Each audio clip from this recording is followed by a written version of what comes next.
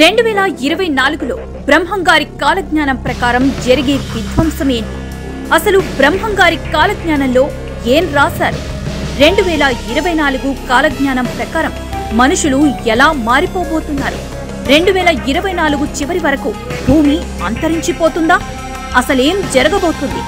ఈ వివరాలు తెలుసుకోవాలంటే వీడియో చివరి వరకు చూడండి. బ్రహ్మంగారి కాలజ్ఞానం ఇప్పుడు వణుకు పుట్టిస్తోంది. సాధారణంగా కాలజ్ఞానం అనగానే మనకి గుర్తొచ్చేటువంటి అంశాలేంటి?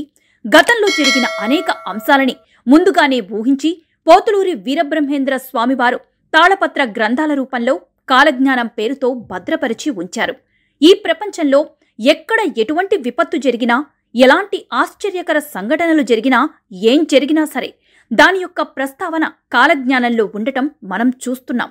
ఇప్పటికే అనేక అంశాలు ఈ ప్రపంచంలో జరిగినవి కాలజ్ఞానంలో పొందుపరచబడిన అంశాలు, తాజాగా జరుగుతున్న అనేక పరిణామాలు కూడా ఎప్పుడో వందల క్రితం పోతులూరి వీరబ్రహ్మేంద్ర స్వామివారు కాలజ్ఞానంలో పొందుపరిచారు. అలాగే కరోనా దగ్గర నుంచి మొదలు పెడితే ఈ ప్రపంచంలో జరిగిన ఎన్నో అంశాలని వీరబ్రహ్మేంద్ర స్వామివారు ముందుగానే ఊహించారు.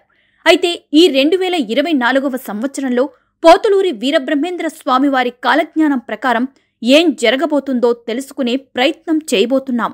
2024లో ఏం జరుగుతుందో తెలిస్తే మాత్రం ఖచ్చితంగా భయపడక తప్పదు. కాలజ్ఞానాన్ని రాసినటువంటి వ్యక్తి ఈ ప్రపంచంలో భవిష్యత్తును ఊహించి ముందుగానే మనకు చెప్పినటువంటి వ్యక్తులు చాలా మంది ఉన్నారు.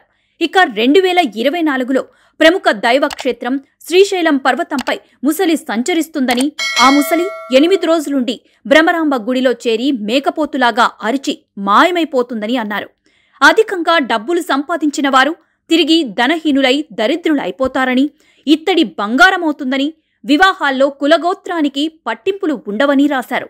అయితే రాబోయే రోజుల్లో వ్యాపారం ధర్మబద్ధంగా చేయాలనుకునే వారే కనుమరుగైపోతారని, ధనాజనేజంగా ప్రజలు జీవిస్తారని ఆయన రాశారు.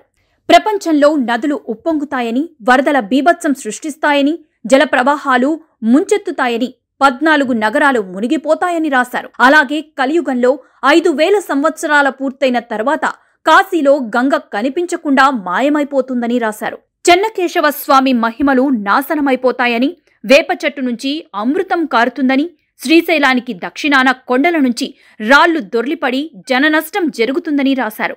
అలాగే 2032వ సంవత్సరంలోపు అలంపూర్ జోగులాంబ అమ్మవారి కంట కన్నీరు, స్థలాల నుంచి పాలు కారతాయని రాశారు.